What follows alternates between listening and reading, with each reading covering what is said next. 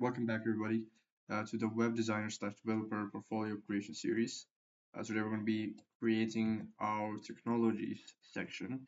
Here, last time we created the experience or work experience section for the landing page desktop variation. That is, today we're going to be working on the technologies tech section.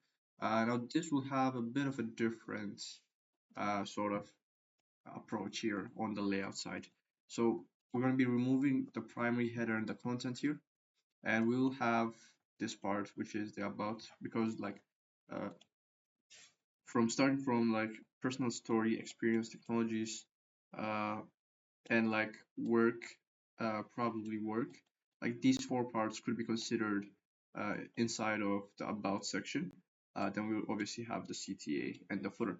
But here, so that we're going to be working on the technologies. Now, technologies basically means I want to show the different tech stacks, programming languages, design software, stuff like that, that I am trained on, that I'm capable of using. So that this is something that's worth having in your portfolio. It's a common trend, actually. Most portfolio websites have it. So we're going to be implementing that.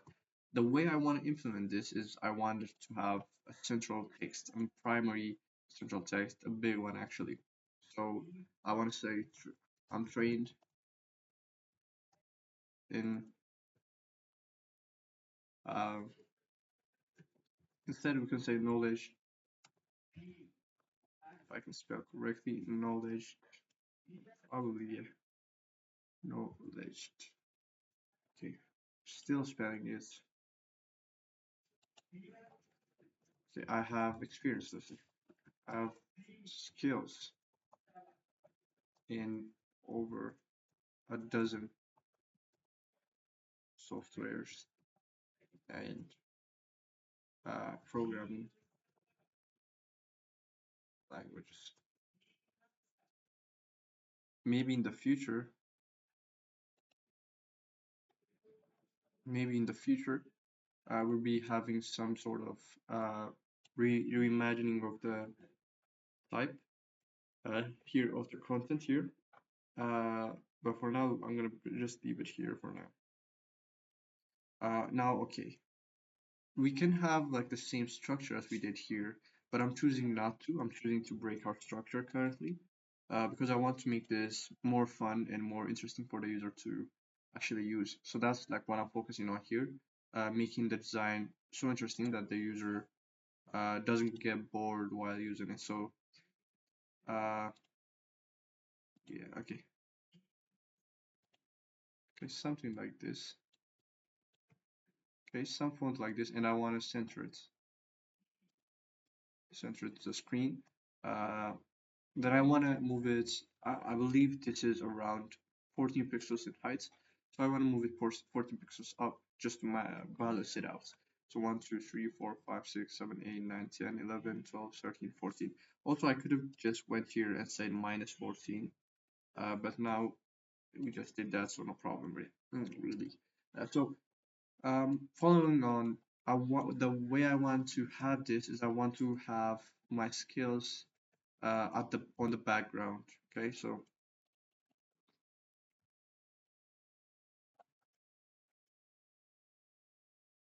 okay, so here what we'll be having here is icons of different software and programming languages. For example, Figma, C++, C Sharp, HTML, CSS, JavaScript, Next, React, Vue, some stuff like that. Just we're going to be having uh, some icons of popular language. It's something worth having.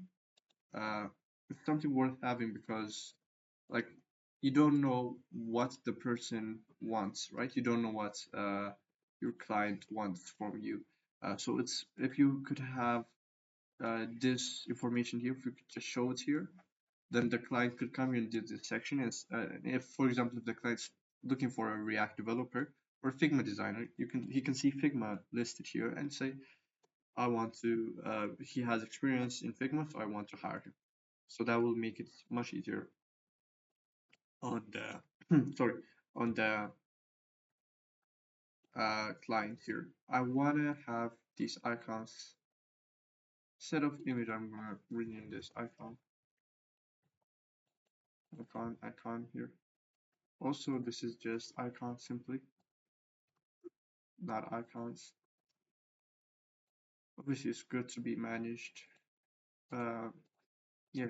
So I'm just gonna duplicate this a couple of times, and I'm just gonna have a completely random arrangement here. I'm thinking, right? So I'm thinking of a completely random arrangement of these icons. I don't want anything to feel super consistent here. I just want it to be very fun to use. Uh, but saying that, we should still have the design ideologies in mind. That is, I don't want it to overlap like this so that it doesn't cover the screen. Like that's the primary thing I want this section to keep. But other than that, I'm just going to make it free flowing and visually pleasing. Uh, yeah, but it should obviously be interesting. It would have been cool if we could create some sort of pattern here, uh, but I think like it would be very annoying to actually code in CSS. Uh, so probably I'm just gonna stick like this random layouts for now, and maybe in the future we could come back and just create something very much more interesting. But this is too interesting too. Like uh, one thing I want to say about the series is when we get to the development part, I'm not going to be using AI. I'm not going to be touching AI. You can say that I don't really use AI for programming or stuff like that. Uh, yeah, I didn't really like the vibe coding trend, to be honest with you. Uh, like I like programming. It's very fun. The reason I got to programming is not only for work, but like it was very satisfying and it was very fulfilling for you to just create something, however small it could be, like changing a text color in CSS and actually seeing the result. And like it was very starting out, like I was a kid back then, and starting out that was a very pleasing and very inspiring moment for me.